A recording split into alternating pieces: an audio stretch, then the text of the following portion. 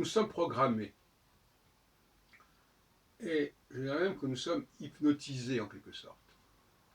J'ai même créé, il y a quelques années, une rubrique Hypnotica sur le site de notre ami Robert Benazra, dans le cadre de l'encyclopédia Hermetica.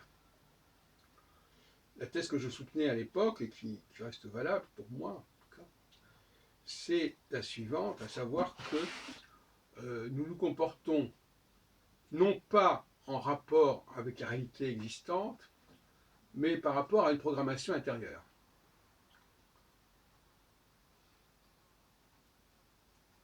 Ce qui détermine réellement notre comportement, c'est des choses qui se passent en nous, et non pas des choses qui se passent à l'extérieur.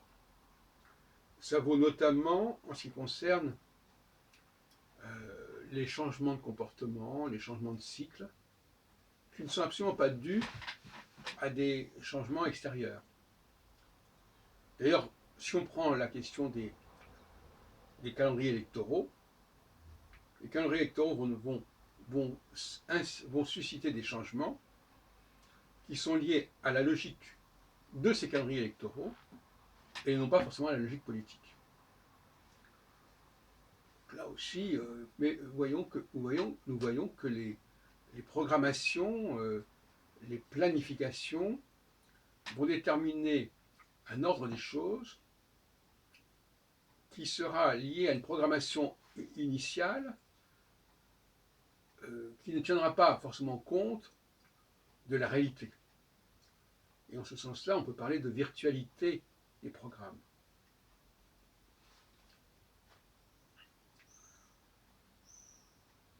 Autrement dit, pour revenir à cette notion d'hypnose, nous faisons des choses parce que ça a été voulu comme ça, et nous pouvons chercher à les expliquer par la réalité extérieure en disant je fais ceci parce qu'il se passe cela, alors que c'est l'inverse qui se produit, c'est parce que je fais ceci qu'il se passe cela, plus ou moins, pour simplifier.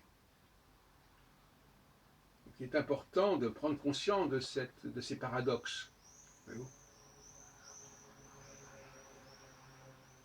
On en est encore au stade où l'on croit que les choses se sont faites parce qu'il se passe ceci ou cela, alors que c'est nous qui les percevons avec des grilles de lecture qui nous font voir les choses d'une certaine manière, qui nous font interpréter les choses d'une certaine manière. Si nous étions dans une autre grille de lecture, cette même réalité serait perçue autrement. Il faudrait quand même en prendre conscience. En ce temps justement de l'inconscient, de la subconscience, c'est aussi ce qui est l'hypnose. Qu'est-ce que c'est que l'hypnose, quelque part? Nous sommes quelqu'un qui est programmé, il se comporte comme quelqu'un qui a été hypnotisé.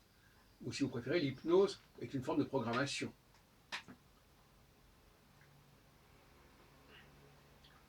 Être passé par l'astrologie permet de mieux comprendre cette notion de programmation que quand on passe par d'autres voies.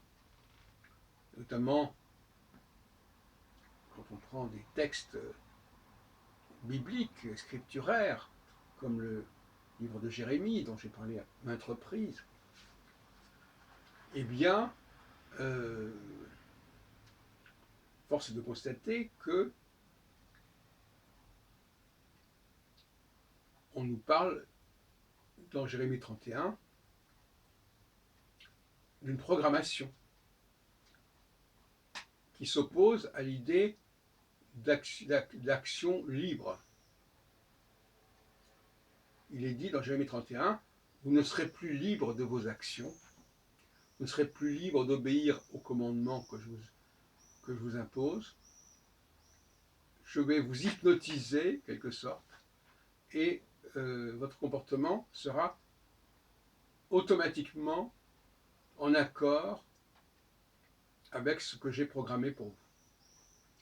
Donc, la programmation, c'est la perte de libre arbitre, en tout cas, sauf en dernier instant, enfin, dans les grandes lignes en tout cas, et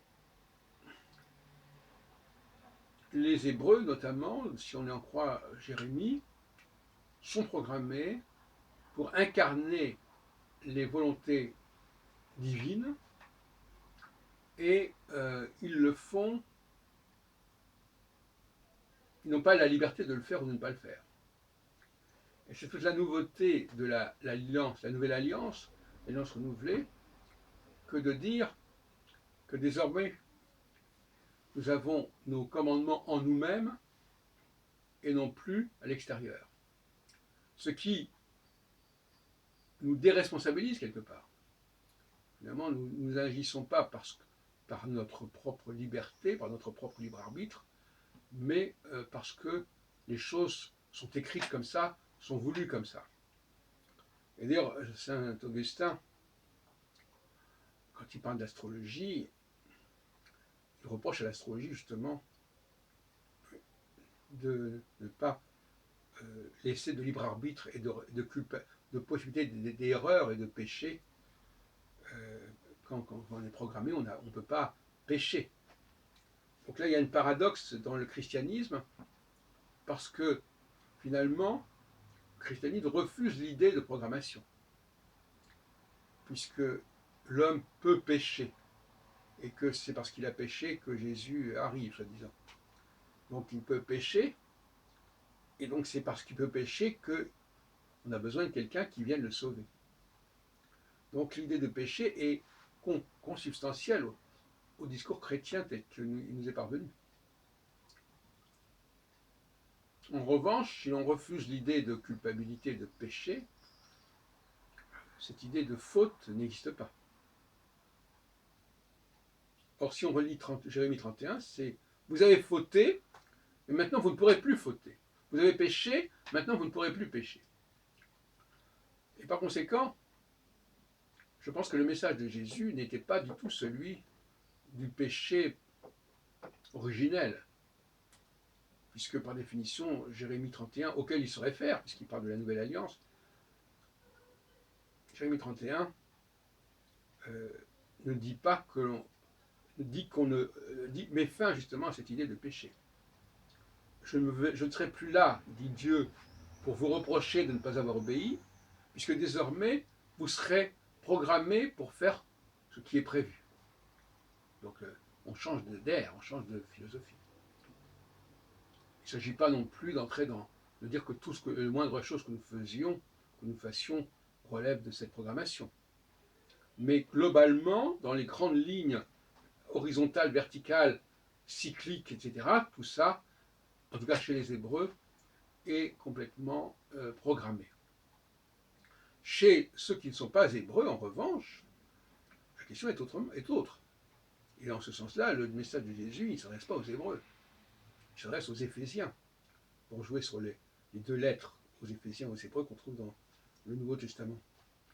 Donc, ce qui est vrai pour les non-juifs, à savoir qu'il y a un péché, qu'il y a une faute, n'est pas vrai, à partir du moment où la nouvelle alliance s'amorce, pour les Hébreux.